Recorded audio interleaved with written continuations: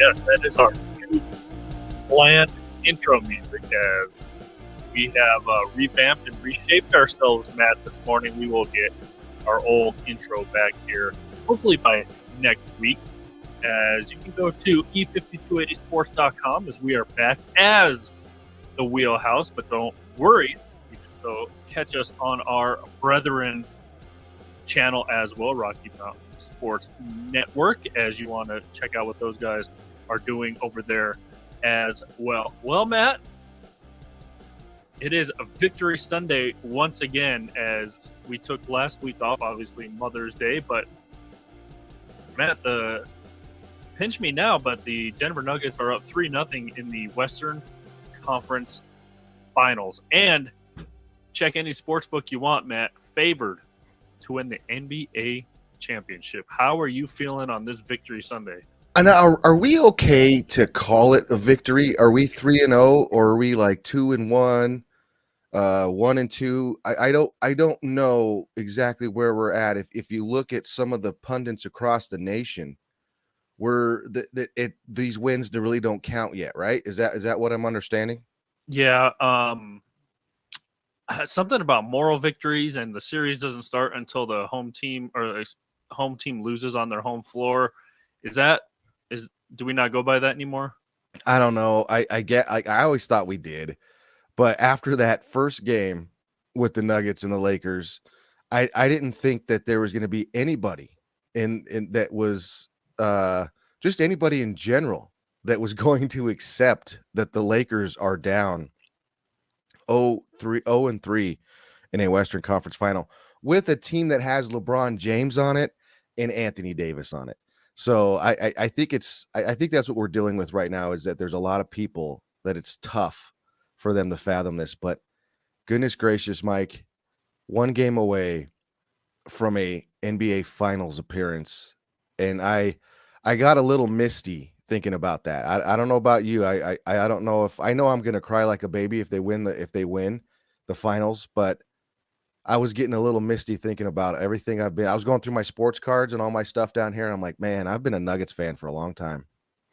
Yeah, and I'm still trying to squeeze into my old burgundy and navy Antonio McGice jersey that I wore at sixth grade basketball practice. So I can't. I got to go to my mom or my folks' house and see if they got any of my old jerseys. I know I got a Jalen Rose somewhere. I probably got a Van Exel somewhere. I might have even had a McDice.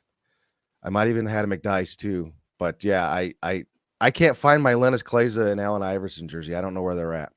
yeah, I have my. I think I sold all my Carmelo jerseys Mm-hmm. because let's face it, there's a new 15 in town, Yeah. and I saw somebody tweet this yesterday. And if you follow me on Twitter, Matt, I rage tweet during these games because Yep. these experts out there can just not admit when they're wrong. Just cannot get over the fact that their precious Lakers are down 3-0, or when it was 2-0, or when it was 1-0. And to quote the good old Darvin Ham, we're fine. Trust me. And I think, Matt, they're still figuring stuff out over there, right? They got the Nuggets right where they want them. I think a couple more adjustments and they're going to be right there. Because that's so funny how they've played this whole series. It's always been we're fine. Darvin Ham's at the the Sparks game, and putting up the number one finger and stuff like that. Blah blah blah. He's all happy. It's like, and then you look at the Nuggets and they're all business, man. Like yeah, they do things that they're getting on the plane. They're vibing out, getting on the plane, and blah blah blah. But Michael Malone's not sitting at some golf course or some local game and putting the thumbs up like we're ready. He's ready to go. Doesn't even care about this. Is in the Western Conference Finals. The Lakers, man, I hate to see it, but I love to see it at the same time. Is this it for them? The series, yes, I believe so. And again, I digress. I don't know about you, Matt, but it is fun to poke the bear, as the brilliant man Dylan Brooks once said. You love to poke the bear, and I'm going to be poking it all day, Matt, until this is over, just because of the level of fanboy that everyone Mhm. seems to be on. What do you make of everyone saying, like, about only 25 people are going to watch a Nuggets and Miami Heat NBA Finals? Because if you're not a true basketball head, junkie, whatever fan, that's an awesome NBA Finals. Jimmy Butler against Jokic. Do you Yeah. remember that one game? And I just saw this clip. Do you Mhm. remember that one game where I think it was the Joker that took down Morris hit, Yep. and Jimmy Butler's clapping at the Nuggets bench saying "Meet me out back" or something like that. Was that Yeah. that was the Morris hit, right? That was it had something to do with Morris. It had something to do, I don't remember exactly what happened or what he did, cuz I think that I thought that was the Clippers when he when So did I, but but they're see the Morris brothers, they got beef with Joker. And I remember that game with Miami. They were in the locker, or they were waiting in the tunnel, remember? And I think some players went into the Nuggets locker room or something like that. But and then that was the one where, and they're even questioning if the Joker brothers are going to be allowed in Miami for this series, or for the potential series. But you look at that series too, man. Like that the take about only 20. That's the Lakers guru punk. I almost cussed. That's that dude that shared that.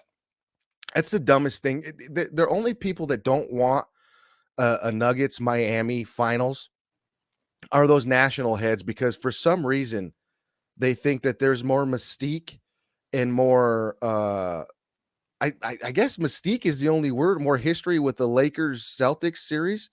But that series, that rivalry hasn't been relevant. Like, can we move on with our lives? I understand that was a great rivalry in the 80s, but and then the 30 for 30 from ESPN got us all excited again. But why do we need to see that again when there's no substantial players, there's no substantial rivalry between those two teams to where you can look at it and say that's a series I want to see, outside of what Miami and Jimmy Butler has done. They beat the number 1 seed Milwaukee Bucks. They're steamrolling the Celtics, who was supposed to be the second best team in the league.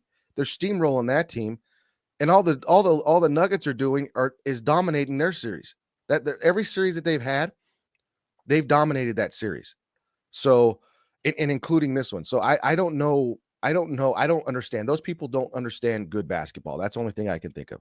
right. And then you don't have the MVP's team out east either. So you're you're down that as well. Nuggets have been the number 1 seed since mid-December, like Michael Malone said, Matt, and they're doing what they're supposed to be doing. So I don't understand how this is boring or new to people. I guess I can see it from the vantage of, they haven't made it. They haven't, and they're not there yet, but they haven't made it this far. And I think and then of course, if it's Lakers Celtics, Matt, what is it? Battle for banner 18 is what they would call it, or something like. Do they both have 17? I thought one had 18, or are they Yeah, both at I think 17? one has more. I think the Celtics have more. Because I saw it would be called like the battle for banner 18, which is actually a pretty catchy title. It is, but I'm like, why are we begging for that? I understand, but there's the majority of those people that love that series are incredibly old. I don't even know if they can enjoy the games anymore. It's I don't think they're that old. But you know what I'm saying, Mike? It's like I just that they were pounding the table for that series or something for that, and I don't get it now in 2023. I don't get why you want to see that series. Yeah, they both have 17, by the way. So it would be battle for banner 18 if that were to happen. No, well, there you go. I mean, it's not gonna happen, but And honestly, like, the Heat aren't too far removed from previous titles as well, since, before LeBron was hop, skipping, and jumping team to team. So mhm. they're not too far removed, but it would still be a fun finals if it were to be the Heat and the Nuggets. Obviously, Boston has a lot of work to do in South Beach now, as they let 2 go at home. And yeah, Jimmy Butler has just gone off in all of the series that they've played. Jason Tatum has not shown up in the fourth quarter, Matt. 0 points the last 2 games against Miami in the fourth. And the exchange between Grant Williams and Jimmy Butler, bumping heads, going face to face. And, if that were, I hate getting into these quarrels, if you will, Matt. But if that were like Jokic or somebody going head to head with somebody, everyone would be running with pickaxes and arms trying to get him kicked out of the game. But since it was Grant Williams, a guy that probably NBA casual fans didn't know of until this happened, and Jimmy Butler, it's fierce competitiveness. It's just passion and stuff like that. And maybe that's untrue, Matt. Maybe if Jokic did that, it would be viewed the same. But I doubt he would ever do that again. If you see the maturation of Jokic, maybe besides throat punching Matt Ispia,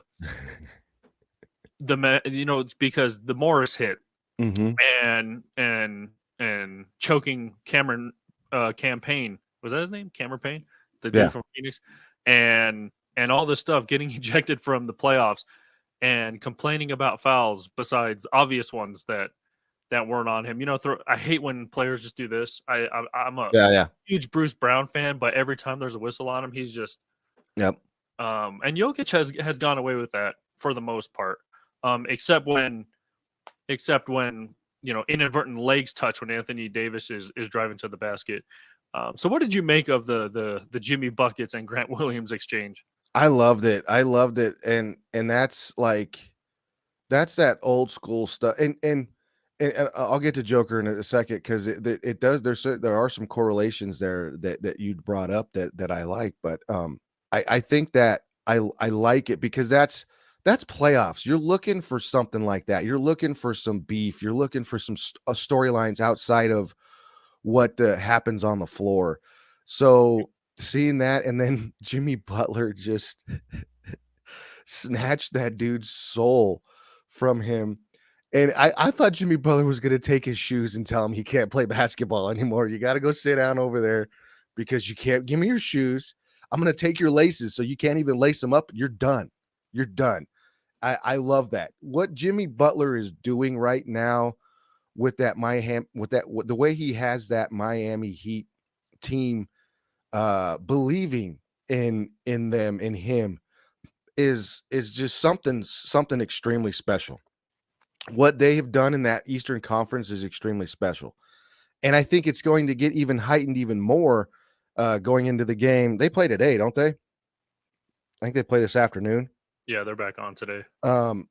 Going into this game, it brings up a lot. You're still going to have. I don't think Grant Williams is going to be as I'm not going to say vocal, but as big as demonstrative as he was. I think you're going to see a low key dude. Jimmy Butler's going to still be Jimmy Butler, but I think we're going to see some kind of attitude from Coach Smoking Joe Mazzulla there. He's got like 16 timeouts going into this game, so he's set for this game to use a bunch of timeouts, I guess. So it's going to be very, very interesting. But I love Jimmy Butler, the way he's playing and everything that he's doing. I absolutely love it right now. And I know you do. That's your boy. Yeah, I mean, I may wear his jersey to pick up today. Maybe it's the one that I got a couple weeks ago, but I don't know. I don't have the skill to really pull off wearing an NBA jersey to Parker Rec League. Maybe a Jokic, because I kind of play like my passing, like Bam Adebayo said, is just excellent. Is it excellent? Excellent. I forgot what the word that Bam used. I think he said he's a prolific passer or something like that. Exquisite or something like that, I thought. And the side eye that Kyle Lowry gave him was awesome. But Bam Adebayo is a pretty decent passer for a big man. I don't necessarily again, I would like Lisa Salters. I haven't watched Bam all that much besides in these playoffs. So can't really tell you if he's a prolific passer or not, but from what I've seen, he's a decent passer for a big man. Obviously, we watch Joker up close and personal. So we know that how good of a passer he is. And Matt, this Eastern Conference Finals is interesting. These whole conference finals are interesting since we haven't talked since before the conference finals started. But it is kind of ironic that it is the same for bubble teams that were in the Disney bubble, and we kind of know all of the outcome that came of that. So, are you? I mean, are you surprised that Miami as an 8 seed has knocked off Milwaukee in the first round, knocks off Philadelphia in the second round, and now up 2-0 against Boston? Are you surprised at this, or you know, or is it the old cliche like playoffs? You start 0-0. It's a whole new season. Man, I am because I watched the Heat lose to Atlanta in the play-in game, and then they had to go to the 8 seed game, and then they beat, I can't remember who they beat in that 8 seed game. But I was watching Miami, I'm like, man, this team's being served up to the Milwaukee Bucks, and they're just going to breeze through this team. Because there was some things, I think they played was it the Bulls that they played when they beat for the 8 seed team, but I can't remember exactly who it played. Yeah, it was the Bulls because they had that They lost to Atlanta in the first game. they lost to Atlanta in the first game, and they beat the Bulls Yeah. in the second game to get to the 8th seed. And that was the whole DeMar DeRozan, his daughter was screaming on the foul line. And I watched that game. I'm thinking, man, Jimmy Butler and I started to think in my head, I'm like, man, I don't know how this playoff's going to go for the Denver Nuggets, but if it goes away where it's like we need more help for Joker, Jimmy Butler could be that guy, because Miami was even they were jarbled up a little bit. It was looking like they were just going to limp through and see what they could do, and then that was going to be it. And then the next year they might be blowing that team up. But what they did in Milwaukee, and that we know Giannis got hurt, but Milwaukee still had enough to beat the Heat as it stood then. But we didn't know Jimmy Butler was going to do what he's doing. With the way Love's playing, the way Adebayo's playing, and then Lowry coming off the bench, and then that Strus guy, he's contributing a lot too. So the Heat they're vibing right now. They're rolling. They're a perfect example of one of those teams that all they got to do is get to the playoffs, and then they'll roll. Kind of like the Lakers, who the Lakers thought they were going to be. Like I was watching something on Twitter this morning. There was I know you saw it, and I saw it when it happened live when they were talking about the Lakers. They were still 12 seed and they were trying to get in the playing game. It was on ESPN, Tristan Thompson and all those other goofballs that were on there, and they picked the Lakers to beat the Nuggets right there. The Nuggets don't want any part of the Lakers. And that's the biggest thing, that when we come down to it, is when you look back on some of those teams that get like that. Miami was one of those teams looked at like that. So what they're doing is their story, it kind of parallels the Nuggets, not in the way that nobody expected them to do what they're doing, but they're different because the Nuggets are doing it from a number 1 seed and the Heat are doing it from that 8 seed. So it's really interesting, that 8 series. The Celtics, I don't know how much you've watched the Celtics during the season, but that team there's something wrong with that team as a whole. Yeah, do you think that, and you brought up Joe Mazzulla, and I've heard even on national shows that he's just letting his ego kind of get in the way of making good decisions, and like you mentioned, not using timeouts, down the stretch where they could not only use a break, but draw up something on the sideline to get maybe a more coordinated play out there. But I don't know, and his press conferences are just, they're horrible. Honestly, they are cringy. They're bad, to say the least. Yeah, Joe Mazzulla he is like you said it. He hit the nail on the head. He's letting his ego take over, and he needs to understand and know that he hasn't been in this position. He's not experienced in here, so he needs to let everything come to him. Maybe he needs to lean more on his veterans. Maybe he needs to lean more on Tatum, on Brown. Get those guys. Let those guys. I'm not going to say run things and coach, because I don't think those guys are those kind of dudes, but to take over, like there's one thing with a group like this, and he's been with them all season, so I don't know exactly what's going on in that locker room or how it is, but it looks like the message, whatever Joe is trying to say to them, they're not here because they're not. You have to be ready for these two games, coming off of what you did to Philly and what Tatum did, and he has not had a good series so far. Coming off of what you did to Philly, I would think Joe would have those guys rolling into this series. I really would, but he hasn't. So, yeah, you hit the nail on the head. The ego is a big part of it, and the ego. What happens to then is that you think that you're a playoff coach when you're not a playoff coach. You're learning how to be a playoff coach, and I think that's what Joe's doing. He should understand that he's learning and take these learning examples, and then go from there and lean more on his veteran squad to make more of a kind of a in-game decisions and understand what's going on with that. But his ego is going to kill him right now. And did you see he watches that movie The Town like 4 times a week? I couldn't even watch that once in It's a day. awful. Yeah. It was okay, I guess. Is that the Ben Affleck where they go rob stuff? Yeah, and they're dressed as nuns.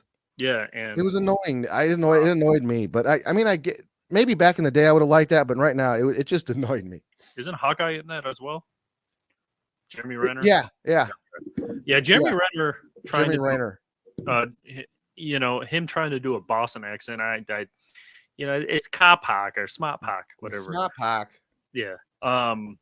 So yeah, we have a 2-0 series for Miami. They'll get going today, game 3, down in South Beach. And man, I want to say Boston's finished, but you never know. Maybe Boston will go on the road and snatch two from Miami on their home court. I don't know. I really don't know. And that's kind of a later game today as well. And excuse me, I said the Heat knocked off Philly in the second round. They knocked off the Knicks. So yep. excuse that was old. The feel good Knicks. Tibbs against Jimmy Butler. There's so many dreams, national dreams being crushed this season. Yeah. You're going to see the Lakers go out.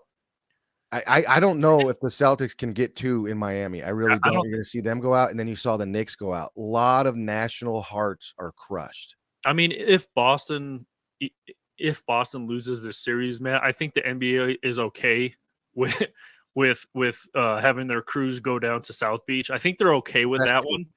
But coming to the old dusty poke cowtown that is the Rocky Mountains, I don't think they're a fan of that. You know what I wish could happen? It's not going to happen, but I wish that this would happen is that we get just snowstorms in June.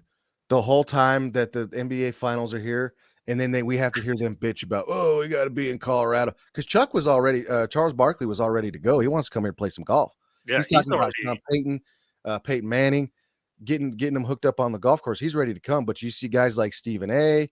You see guys like, I don't even know if Nick Wright or those guys travel that much when they go cover. But Brian Windhorst, ESPN's whole crew, they're not looking forward to coming to Denver, not at all. No, and we don't want you here, so stay away. Yeah, I mean, look, Jay Williams on our savior. He's kind of been on the Nuggets train this entire time. Keyshawn Johnson is being forced. Held at Nuggets. Held at gunpoint. Yeah, forced, there you go. Hand tied behind his back, forced to watch the Nuggets play because they're playing his Lakers. Mm-hmm.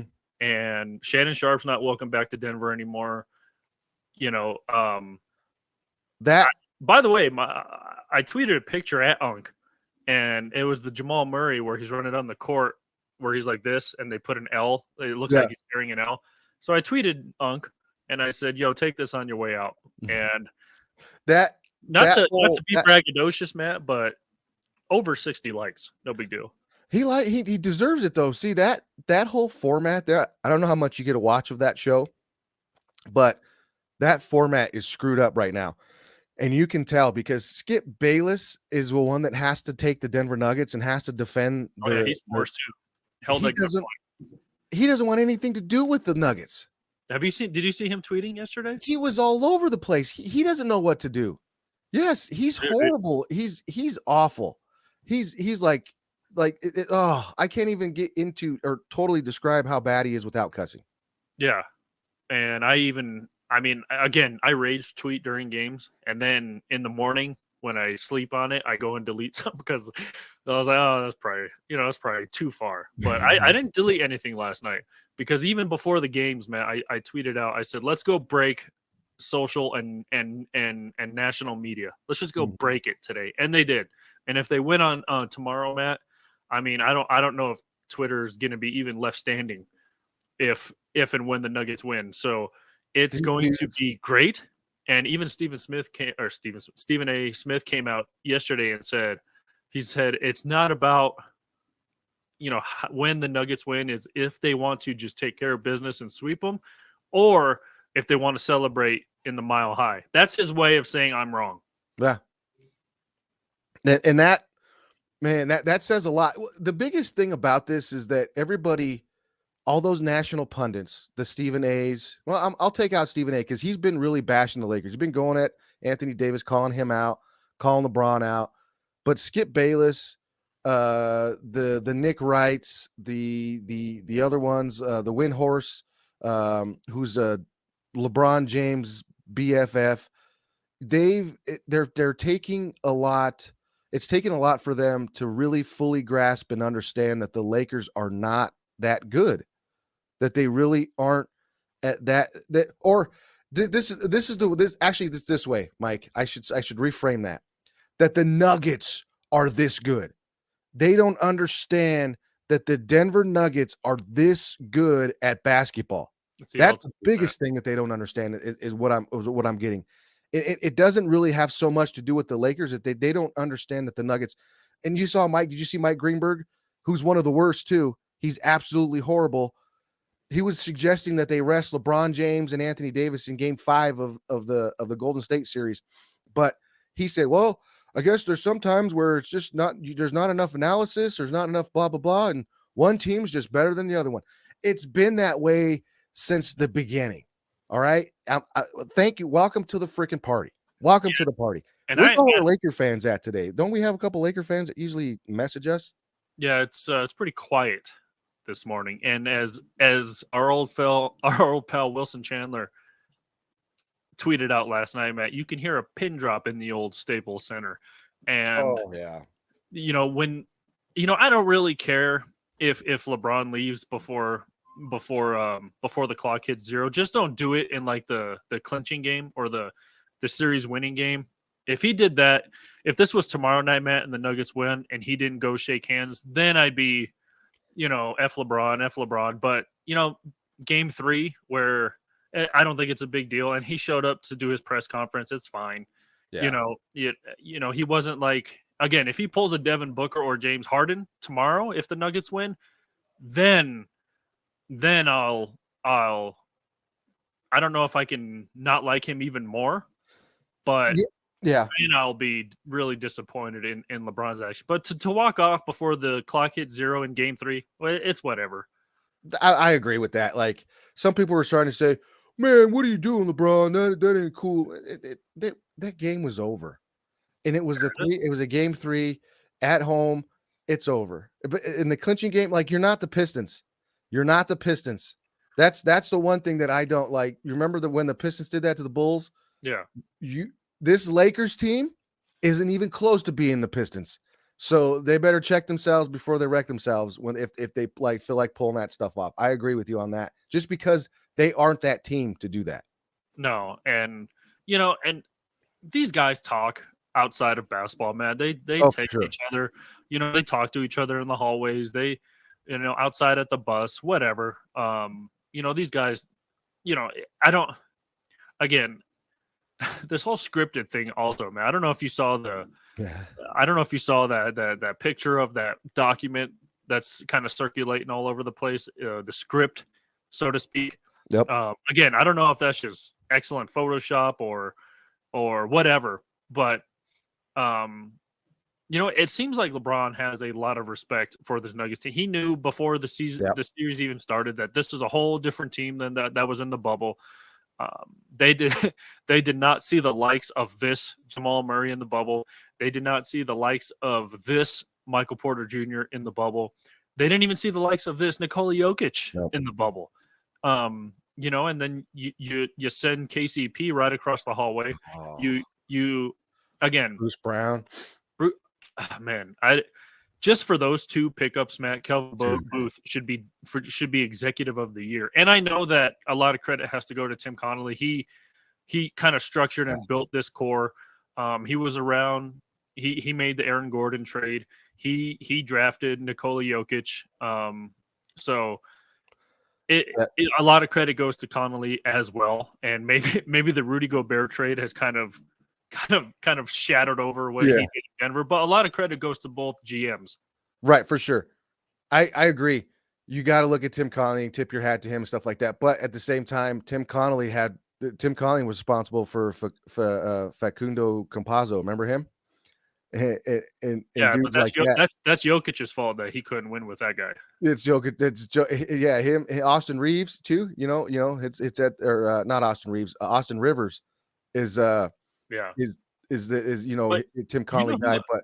You know who I would like to see from that team on this team, though? I wish they would have went out and somehow snatched Mason Plumlee. He would have been a great, because Aaron Gordon is not only your starting number 4, Matt, but he's your backup center at the same time. He's your backup 5, right? and I'm sure we'll get into this too a little bit because I'm not going to complain about the rotation, but Michael Malone he was only 7 guys last night. He was only rotating 7 guys last night, so I would have liked to see, maybe Jordan in there for some couple minutes, but I'm not going to bitch so much about that rotation. But like you said, Calvin Booth, what he's done, and a lot of people were even. It's again goes back to nobody believing in this Nuggets team or franchise because when they traded away Monte Morris, there were so many people that said they did not agree with it. They were upset with it, and I love Monte Morris. Don't get me wrong; he's still showing love for this team. But that KCP, the Bruce Brown signing, my goodness, man, like, and I felt it too, like getting in the beginning of the year, KCP was draining these threes, and then Bruce Brown off the bench, his defense, he was guarding Anthony Davis in some spots last night. Yeah, it's going back to the rotation. I look, Christian Brown's a rookie. Christian Brown's a rookie. Not having a good series for him, yeah. I think the shiny lights and by the way, go to e5280sports.com. Bunch of new material, bunch of new articles and stuff like that. And I want to give a huge shout out to Daniel, one of our new teammates, and he's going to have his first podcast come out tomorrow, as we call them, pod drops. He's got a lot of content out there. I'm about to put up his recap of last night's game. But I kind of put it in a bunch of my game previews, Matt, before the game start, that the shiny lights, the shiny flashy lights of Hollywood and Tinseltown, Matt, they seem too bright for Christian Brown right now. The moment seems too big for him, and against at home it's a different story. Mm-hmm. He had 2 pretty decent home games, and against Phoenix he had a good series. Against Minnesota he had a good series. But for whatever reason, this game and the second home game against the Lakers, the moment seemed too big. And you saw the very short leash for him yesterday, and they even mentioned it on the broadcast. I think it was Van Gundy who said, and we'll get into. Maybe we won't get into because I don't want to use I don't want people to feel sorry for us. He made a bad defensive play, and I could not tell you which sequence it happened, but he literally played a minute, man, and he was pulled right out of the game. Yeah, he played a total of 3 minutes last night in that game. He was on the floor for 3 minutes, and he was immediately. And you hit the nail on the head too with that. It looks like so. This game, this series, he was okay with Kevin Durant. He was okay with Booker. He could get up there and check those guys, get physical with the guys because he's done it before. He did it in the regular season. They haven't seen the Lakers since January. Different Laker team, different situation. You're in the playoffs with arguably, I know it's tougher to say this, but one of the greatest playoff performers ever in LBJ. So when you and then Lakers, he's wearing a Laker uniform. Lyndon B. Johnson? Lyndon B. Johnson, LeBron James, Oh, okay. and you have that dude on the other. And I saw it. I saw when there was like it was a game one, and I saw Christian come in, and he went to go check LeBron, and it was not happening. It was not. LeBron's too big, too fast. Still at 38, LeBron's big, too Yeah, big, too fast. And I think the biggest part of it too, and even Christian Brown's game as a whole this season, when you're a rookie, defense comes a lot easier than offense does. Offense might move a little bit faster on that end, but defense is always something that comes to you and comes first, and you can play defense. Offense, you got to catch up. And Christian Brown hasn't had a chance to catch up at all in this series. He missed a bunch of threes in the first couple games. And then as you saw in that game, I don't know if he's going to get called off the bench again. I think Michael Malone will still go to him, but this isn't his series. This isn't a series for him. No, definitely not for him. Yeah, and it's just ask Jamal Murray how to guard LeBron James, because I don't even think he would have an answer. You got to be a monster to even put your body. Who they have on him a couple times last night? Didn't Aaron Gordon, obviously. I think Brown checked him a couple times too. And it's even tough for Aaron Gordon to guard him. And God, why do I keep saying Guardians of the Galaxy, which was an okay movie, by the way. The third one? Yeah. I might go see that. I was looking at it. It was okay. I'm just gonna say that really quick. That's our movie review for the day. Even Aaron Gordon has a tough time staying in front of LeBron James at times. And Gordon is probably the only one on the Nuggets that kind of matches up with him, almost the same height, almost can go pound for pound with LeBron. I think Aaron Gordon is probably, if not the most athletic dude on the Nuggets. Yeah, I could say that. And maybe that's up for debate. I don't know, but he looks like it. And Malone said it best yesterday. Just the kind of the backseat that Aaron Gordon took this year with the comebacks of Jamal and MPJ, just kind of taking that backseat offensively and doing the gritty, dirty work of taking on a Karl Anthony Towns and a Kevin Durant and a LeBron James in these playoffs. Look, maybe besides for Cat, the big purr. I don't know if you've seen that. That's right, the big purr. I wish that podcast came out before this series, because that would have been all over the place. The big purr. For sure. Yeah, go check out Paul George's podcast. It's hilarious. Maybe not so much Cat, but Durant and LeBron. Even if Aaron Gordon plays outstanding defense on both, they're going to get theirs. They're going to find ways, whether it's on switches to get smaller guys on them, as we've seen in this series, switching off of Jamal Murray's prime defender and rotating Jamal Murray onto LeBron James. We've seen the results of that, and the Nuggets are kind of fortunate that LeBron has missed a bunch of shots in this series, and they were fortunate that Kevin Durant shot well below what he's used to and what we're used to seeing from him. So, Aaron Gordon is even having a tough time slowing down. When LeBron gets a full head of steam, Matt, even at 38 years old and on two bum wheels, he still is almost damn near impossible to stop. 100%. And you've seen it in this series. Once he gets going downhill, even with Aaron Gordon trying to check him, it's he's the only one that matches, like you said, he's the only one that matches what LeBron James can do straight up and down. He's the only match we have. But I think, and you saw it in game 2, where you're starting to think that was the only time that LeBron James looked old. I'm not going to say he's washed, but that's what I saw, that I like, that he looks old. He can't do things. And I'm 30 or 39. I'll be 40 in August. And I'm not no LeBron James. Okay. I'm not, but I was playing with my 7th graders the last week. And I went to do something that I've done 100,000 million times. Just a simple gather in the lane. And my legs said, nope, not today. And they just gave out, and it was done. And I watched LeBron, and I didn't get hurt or nothing, but it was just, my body was like, you can't do that anymore. And when LeBron did that dunk thing and he lost it, that's what I that was comparable to my legs giving out. Playing against 7th graders, My knee's giving out in the LeBron losing the dunk. I was like, okay, LeBron just felt the same thing I felt. It was like his body's like, nah, bro, you're not going to do it like that anymore. And you see him getting hurt with his foot and stuff like that. That foot's hurt. That foot's injured. And for all indications, he's going to get surgery on that this year. But the thing that you can tell is that where he's getting old is he's not finishing. He's not making those baskets at the rim. I don't know. I can count at least five contested baskets that he would have made in the past that he's missed in this series.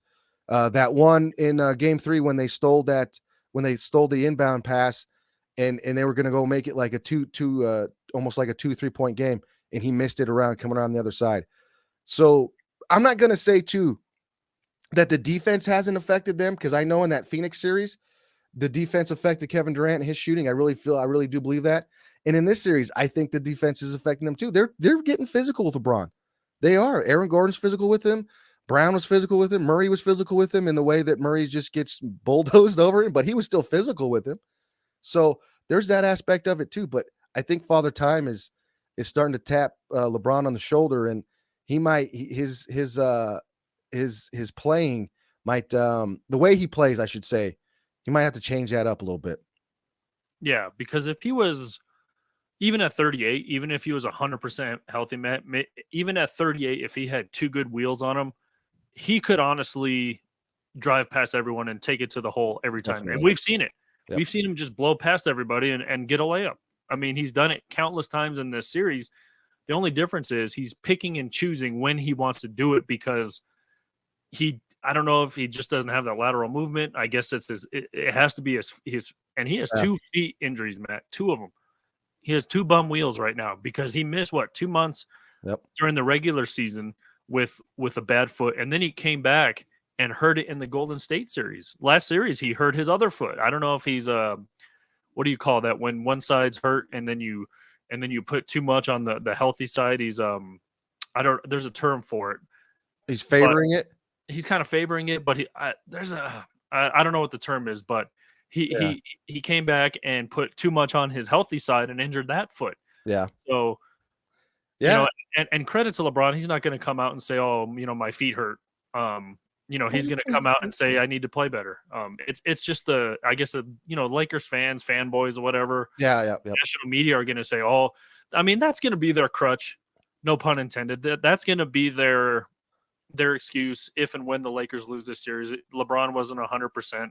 But again, that old adage comes back where nobody's really 100% this late into May, this late in the season. Right. And that's you could that's why the Lakers, if they were going to win this series, and that goes back to the Nuggets just being so much better than all these teams. It's like they're and I felt like the Minnesota series, looking at this series now with the Lakers, I would go back and say that might have been their toughest series. And it was good that they had that series first, because it was very identical to what the Lakers are trying to do. And I would even say that if Minnesota had all their dogs, and this is just because of Anthony Edwards. Anthony Edwards, out of everybody that they've played, out of every series that they've played, or the team that they've played in these series, in my opinion, Anthony Edwards has been the best player that they've played. And that goes.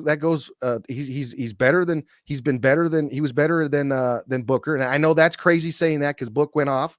He was better than KD, and he's been better than LeBron and AD. And what I mean by impactfulness, I was scared to death when Anthony Edwards had the ball in his hands and the Nuggets were within 2 or 3, because he always comes down and make a 3.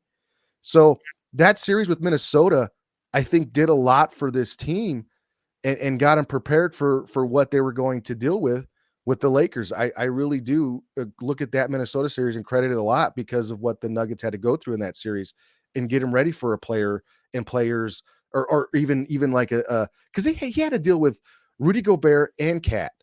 Aaron Gordon had to, and Anthony Edwards was D'ing up Jamal Murray, and you had Kyle Allen on Jamal Murray. There were so many things in that Minnesota series where you look at, and you got to be thankful for what you saw and what the Nuggets went through to prepare them for this Lakers series. Yeah. And even like Michael Malone said, this team, while, relatively young, has been battle tested in the playoffs, man. He said, this kind of core goes back 5 years. And, you don't, like you mentioned, you don't have Monte Morris anymore. You don't have Will Barton anymore. You don't have Gary Harris anymore. You don't have a bunch of guys that kind of were brought up within the system. Really, the only two guys left from those days are Murray and Jokic, and you can throw Malone in there. Right. They're before the series started. Kind of going back to the rematch of the bubble. There's only three players on the Nuggets, Matt, that were on that team.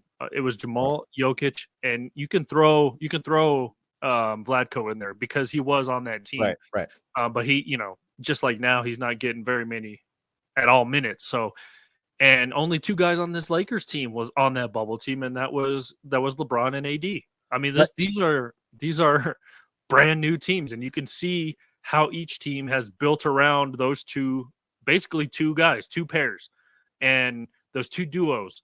And if I don't want to say I feel bad for AD because I really don't, but just the slander that he gets for only showing up every other game, and obviously his stats show that this is kind of true. Game 1 he has 40 points and you still lose. Game 2 he only had 18. He had 18 and 14, Matt, in game 2. A lot of players will take that stat line almost every day. But for AD, it's just not enough, especially when your role players, besides maybe an Austin Reeves and Rui Hachimura, are the only two guys who are really giving you offense. LeBron, he's going to average 23 to 25 in this series. That's about where he's at right now. That's what you're going to get from LeBron. But AD just cannot be this roller coaster of 40 points, 18 points. What do you have last night? 28 points. What is he going to have game 4? Is he going to have another 15-point game? They just cannot have this from AD. And I don't want to say I feel bad for him, but the slander that Austin Reeves is having a fantastic series, Matt. That guy, Rui Hachimura, it seems like he can get to the basket at will, and he kind of took a shot at the Nuggets defense, saying they don't have a rim protector. Let's face it, Matt. Jokic, for as big as he is, he hasn't been known for his. He plays okay defense, but he's not known as a 7-foot rim protector.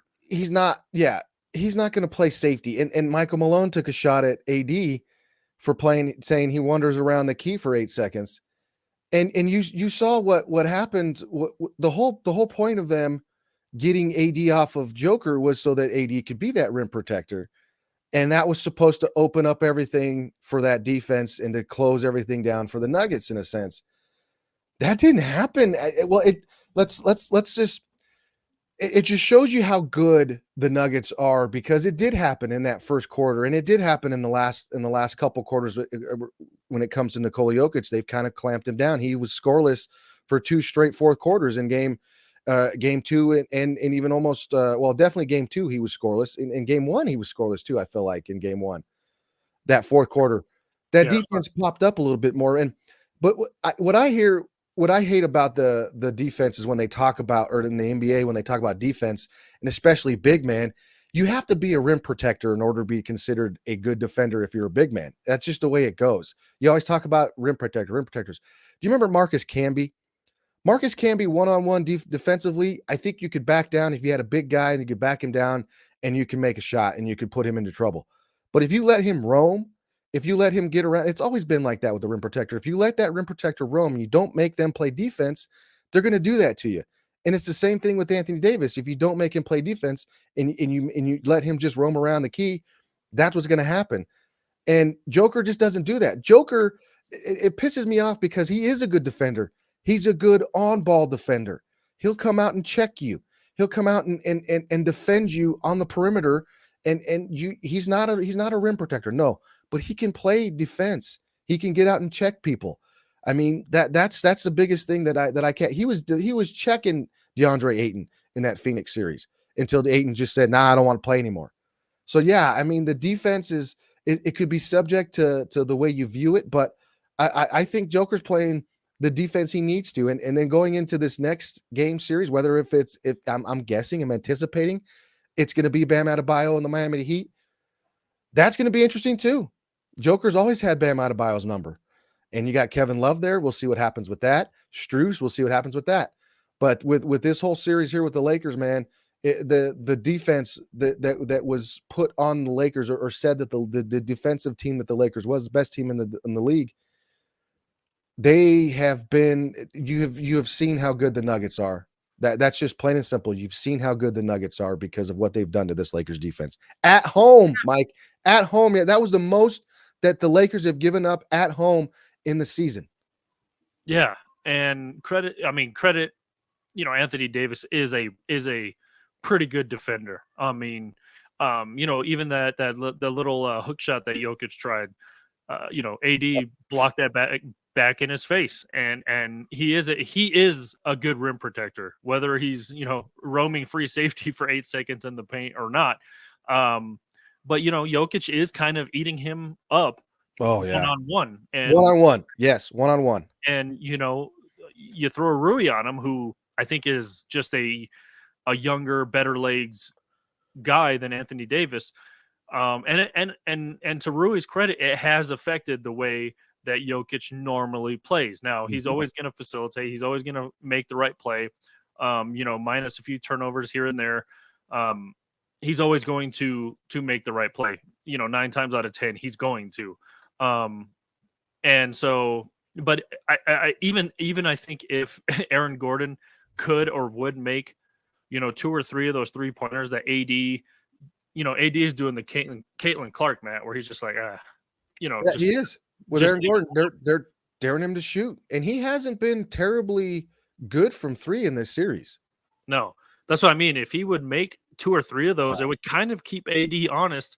But I think honestly, I think they're going to leave AG open. AD's not going to waste energy trying to go and throw up an arm in his face. He's just not going to.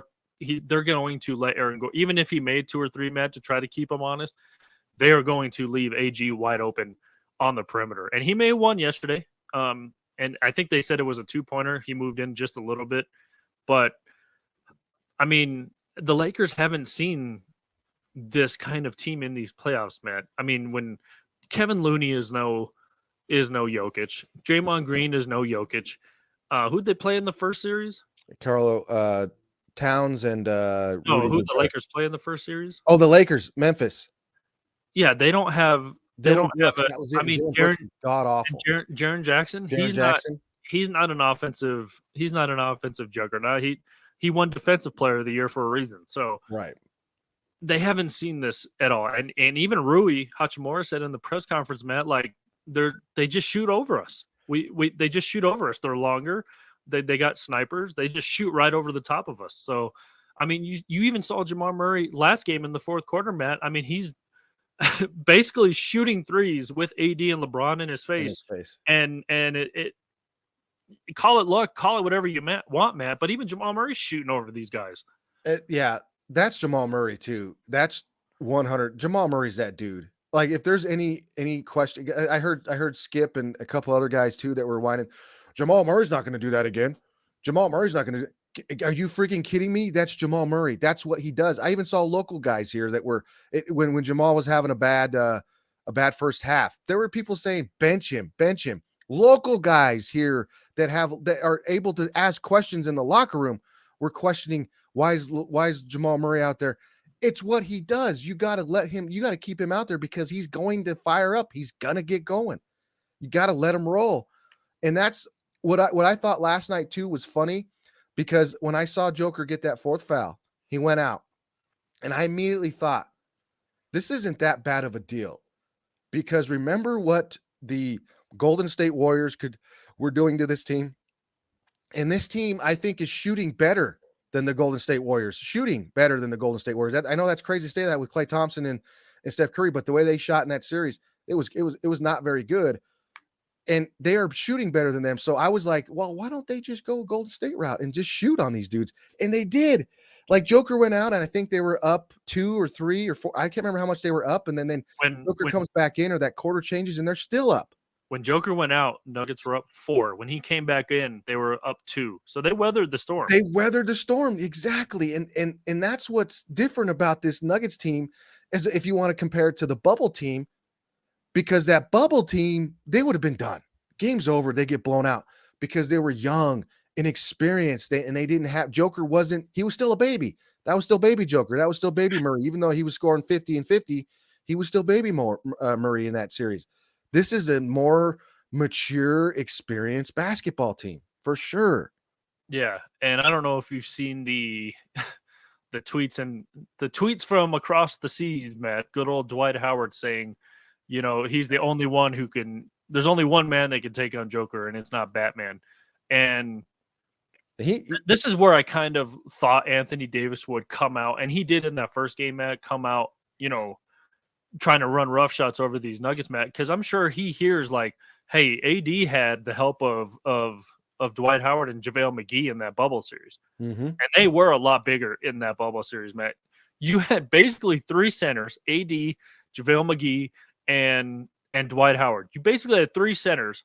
And then you also had Kyle Kuzma. Don't forget about him. You had KCP. They were a long, big team, just lengthy team back in the bubble, Matt. And now you only really have AD and I guess Rui. I mean, Rui's pretty much the next biggest guy on this Lakers team, and that's it. I mean, Austin Reeves, I mean, he's a prolific shooter, Matt, and he's going to get a bag in this offseason. Oh. But let's face it, Matt, not known as a defender. No. And that's pretty much. How about this, Matt? And poor little D'Lo. Oh God. Minus 59 in these 3 games. That's horrible. 50. I don't know when the NBA adopted this hockey stat, this plus minus, but minus 59 it is a hockey stat. In 3 games. And speaking of crying for guys to sit, Matt, I don't know if you saw this too. He was out again after the game shooting threes after the game, and I even said, man, he needs to just practice sitting down because there's that's so overblown. There's so many players that stay after and shoot. There's so many players that do that. So it's like he's getting shots up to get better. He hasn't done anything. That's so stupid and it's so overblown because a lot of teams do that. A lot of players do that. And then Darvin Ham there's people calling for his job now. I was seeing there's people calling for his job because of them leaving D'Lo in the game. Or starting D'Lo. Oh, D'Lo's good. We're gonna vibe on him. We're gonna, D'Lo could go off. He could go off, but the guy he's guarding could go off for even more. So that's what the problem is. The guards in this series have been destroyed. The Laker guard Schroeder, he's done decent on Jamal Murray, but if you look at the way he's been guarding him, 90% of the time he's fouling him, but he's not getting called. He's getting called on some of them.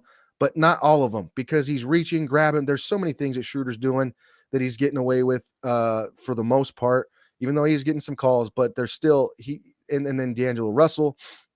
And then who else has been out there? Lonnie Walker. He's hit some threes, but they haven't been game changing. The only wing that has done anything, and that's Austin Reeves, like you mentioned. Austin Reeves, that dude is going to get a bag. That dude, I would love to have that dude on this team. I would love to have a player like Austin Reeves on this team, but we have too many of those dogs already. But I mean, the Rui Hachimura, I hope the Lakers, if they want to be good in the future, figure out how to lock that dude up. I don't know if they're going to be able to pay Austin Reeves, but if they can lock Rui here for a while, he was a big force. And I think if it wasn't for Rui, this series would look even worse. You can't look any worse when you're down 0-3. But as far as everything else, the score-wise, he kept them in game 1. He kept them in game 2, and he kept them in this game for the most part.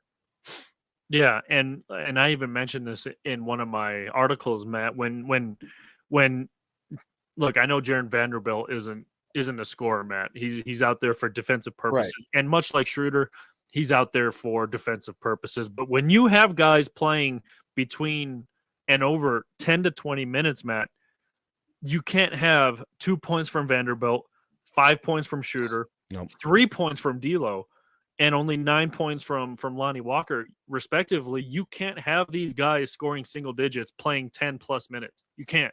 No. Because but on the it's a double-edged sword for the Lakers because you need these guys out there for defense, and they're still getting torn up. Vanderbilt, 13 and a half minutes, Matt. 2 points, 1 rebound. You can't have that.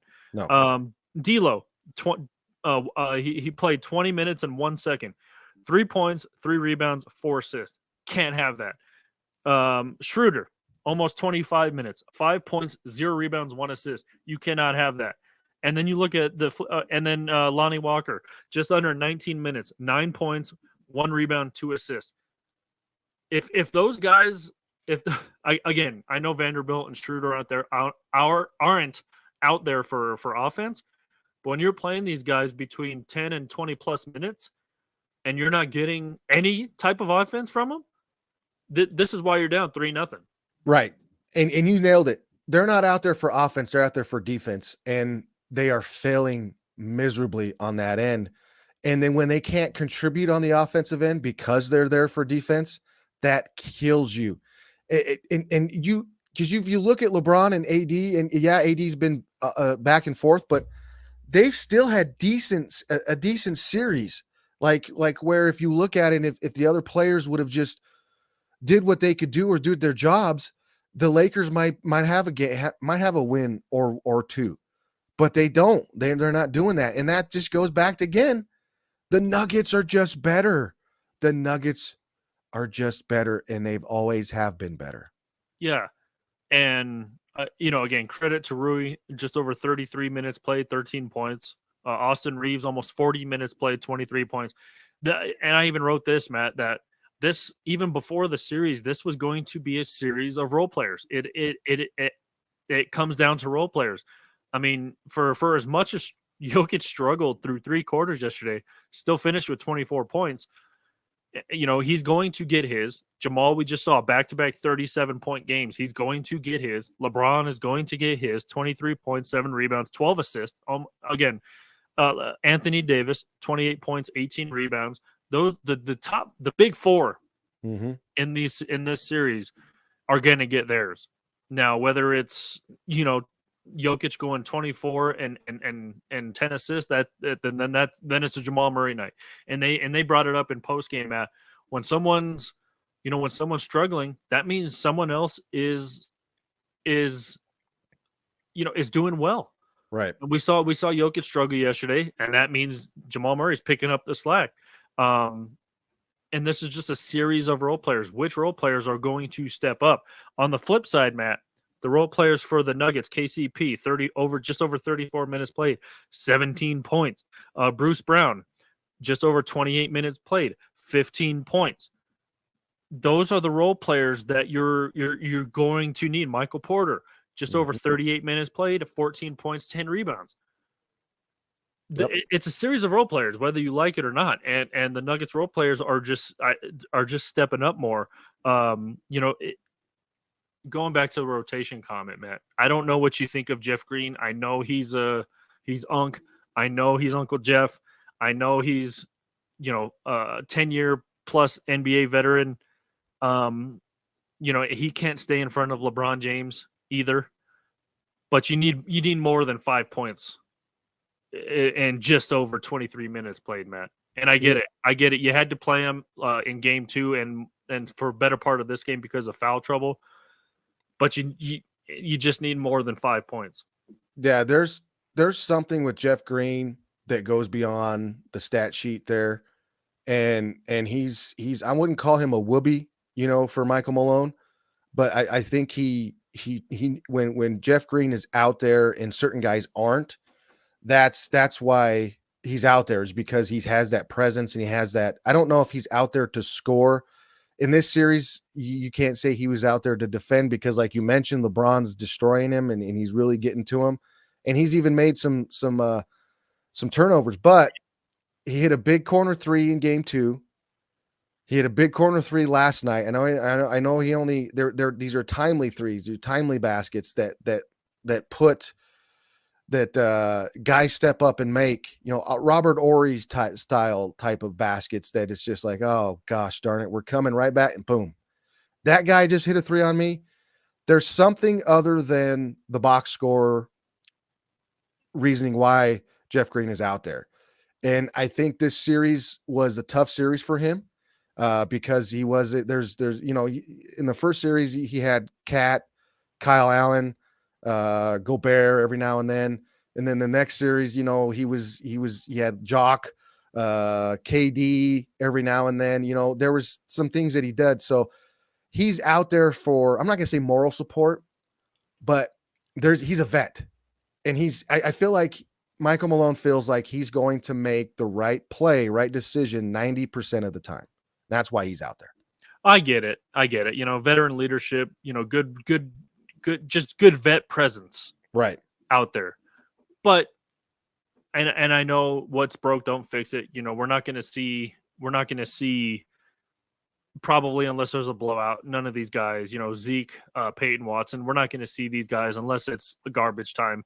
And, based on how this series is going, there's not going to be a lot of garbage time unless the Lakers just absolutely just quit in game 4 and you see these guys playing. And to Jeff Green's credit, man, there's only 2 players. How about this? Going back to the hockey plus minus stat, there's only 2 players on the Nuggets who are negative. Can you guess who they are? I think Christian Brown's one. Yeah, he is one. He's only a -3. And the second one might surprise you. I'll guess Michael Porter. Oh, Michael Porter is a +9. +9. How about this? KCP is the other in the really? Negative. Yeah, I was going to say it might surprise you, but he's only a -1. He's only a -1. -3 and -1. That's not bad. That's it. Those are the only 2 Nuggets players in the minus category. Aaron Gordon is a +6, Jokic +15, KCP a -1, Jamal a +18, Bruce Brown a +6, Christian Brown -3, and Jeff Green is a +5. Wow. And on the Lakers side now, again, this might be overrated. It might not. Vanderbilt, he's a -10. LeBron -4. Their whole starting 5 is in the minus, by the way. LeBron a -4. AD -12. Austin Reeves -15. D'Lo -12. Schroeder -6. Rui -3. Lonnie Walker -3. How about this? The guys you don't expect are all pluses. Harrison +2. Malik Beasley +2. Troy Brown Jr. +2. Tristan Thompson +2. Christie +2. And those were the 5 guys that played the last 4 minutes in last night's game. I was going to say, we haven't even really seen those guys. Yeah, because Darvin Ham kind of waved the white flag yesterday and put those guys in. So their bench guys are the only guys.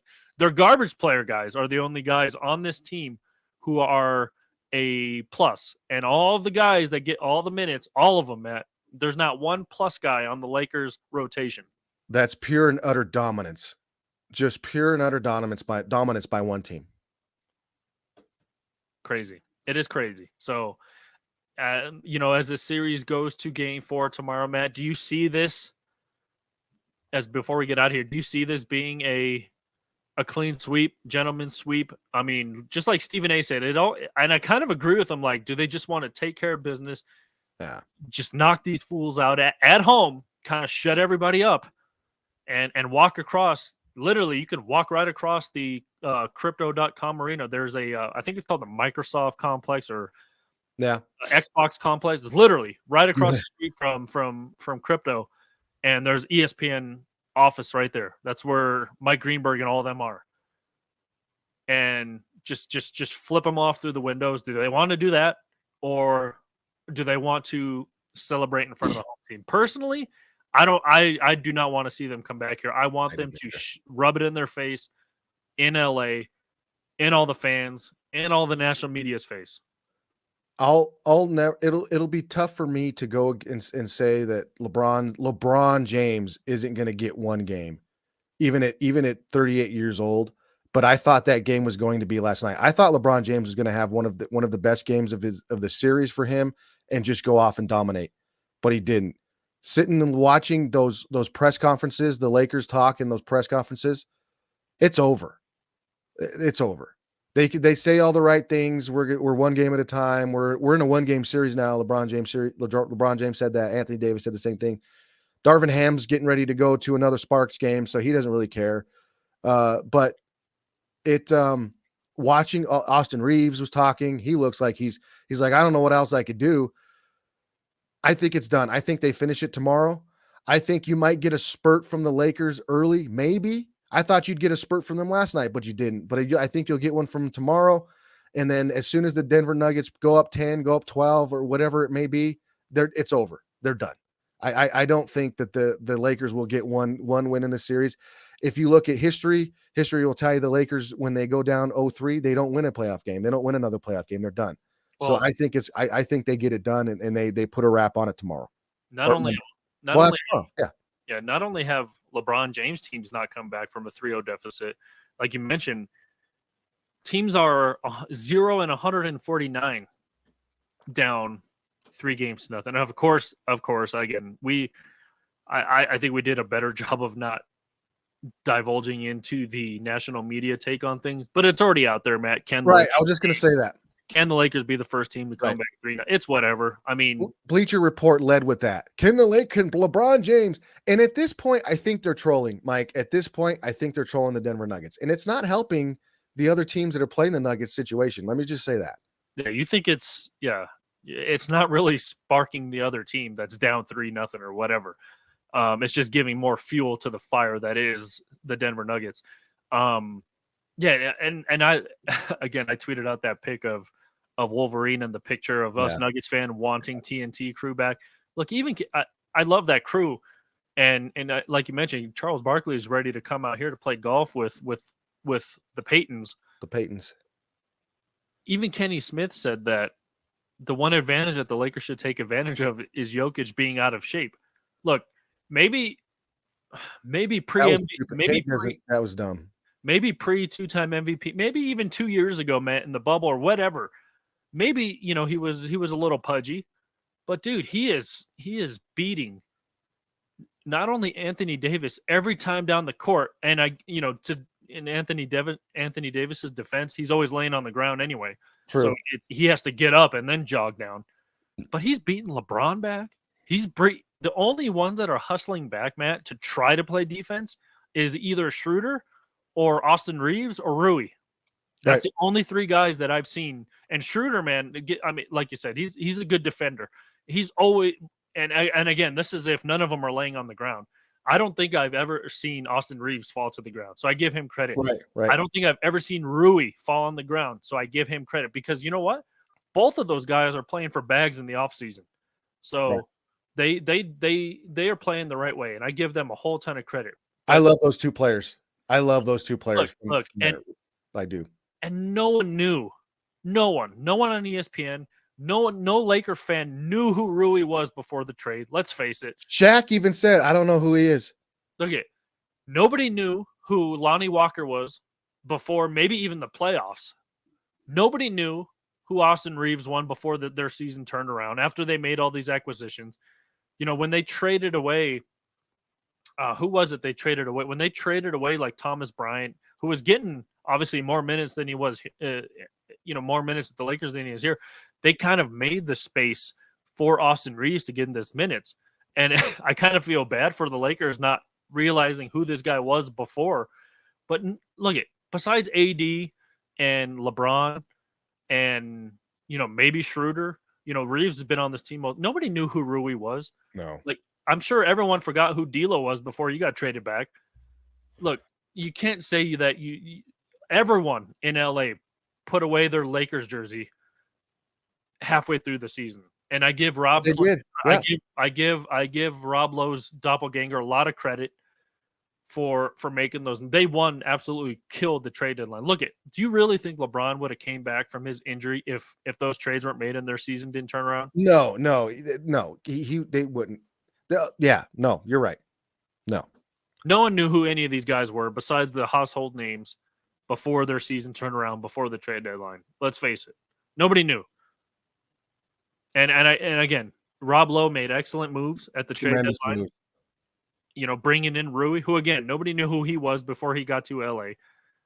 And that's just a fact of the matter. I get nobody. And so this has just been an uphill battle for Lakers fans to face. And it's kind of, what is the word? It's kind of when it sits well with you, just watch it. It's kind of been I don't Yeah, know. I can't think of words today. I know what you mean. It's savory. Satisfying. Satisfying. Yeah, satisfying. Yes, it's nice. It's good. It's because as Nuggets fans, and even the Denver Nuggets, you look at the Denver Nuggets as a team. This is a beast that they've wanted to slay for so long, and they're doing it.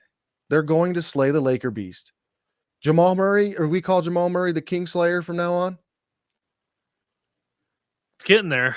It's getting there. I think he's honestly surpassed. What was the pitcher on the Josh Fogg? Remember he was the old Dragon Slayer too. Yeah, Yeah. Josh Fogg. God, Josh Fogg. I Um, can picture him in a Pirates uniform, but I can't picture him in a Rockies uniform. yeah, it's hard. It's hard. Speaking of the Rocks, how about that? Kind of making a little run here in I mid May. know. What is that all about? We're trying to watch playoff basketball, and they're over here See, winning baseball games. see, this is what the Avs did to my seam headedness last year, man. Baseball season. There was no baseball season last. It was so hard to watch baseball because the Avs went so deep into the playoffs, and it's happening this year. And I hope it happens every year. It's crazy. It is crazy. Hey, and real quick before we get out of here, Bud Black, is he the greatest man? He's the best Rockies manager, right? Is he the greatest? I, I, I Is still he I, not? I Huh? still love Clint Hurdle. You like? I do like Clint Hurdle too, but just what Bud Black has been. It's like a chef, right? If you're given crap and scraps to make food and you still make decent food with it, you're a pretty good chef. Yeah. Yeah. I mean, you got to give him a lot of credit. Brendan Doyle looks absolutely outstanding Doyle rules. in center field, throwing guys out at the plate. Just raking. Chris Bryant is having a good season. Yeah. You And know, then figuring out the whole Diaz deal and the Moustakas and all that stuff. I mean, what they're doing, I'm watching. I'm listening or watching. I'm listening mostly. yeah, kind of weird that when CJ Crone and Herman Marquez and Senza gets hurt, this team's making runs. And again, we haven't hit the June swoon yet, so let's not hold our breath. So Right.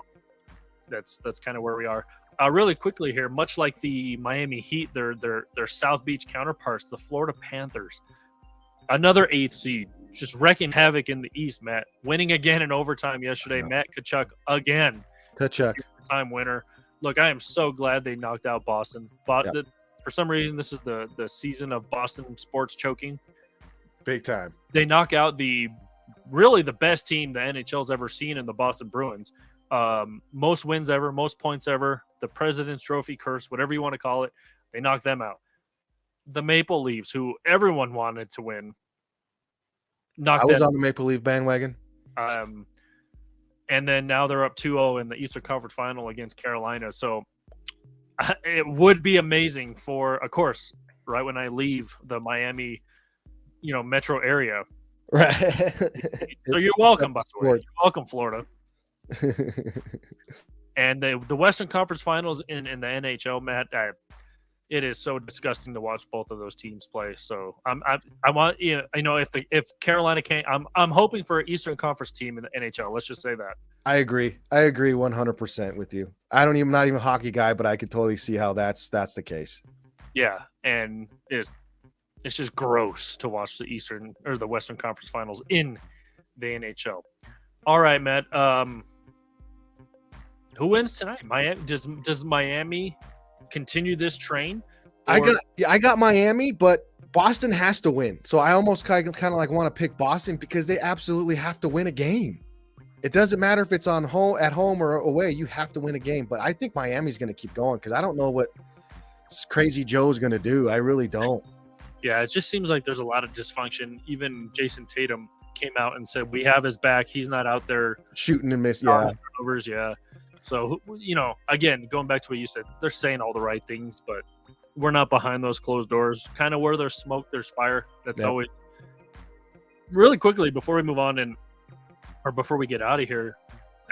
I digress, but this whole narrative of, the Lakers starting 2-10 in 13th place, Look, this is not the NFL, Matt. Starting 2-10 in an 82 game season is absolutely nothing. Right. Nothing. Even before the moves that they made, Matt, you rattle off 6 to 8 wins, even in a 10-game span, your whole season's turned around. And if it wasn't for the playing game, they wouldn't even be there. But I'm saying this whole thing about starting 2-10, that means absolutely nothing. I agree. I agree. If you start 2-10 in football, your season's over. It's over. You're done. In the NBA, NHL, Major League. If you start baseball, it means absolutely nothing. You can dig a hole, you can not recover from it, and props to them for again making those moves they did, turning their season around. LeBron getting healthy enough to play, but starting 2-10 in an NBA season, sorry, you can't use that. I agree, 100%. So I just wanted to get that out there. I agree. But that is going to do it for us here on this Sunday morning. Don't forget to head to all the social platforms. We're everywhere, like the Elevation 5280 Sports Facebook page.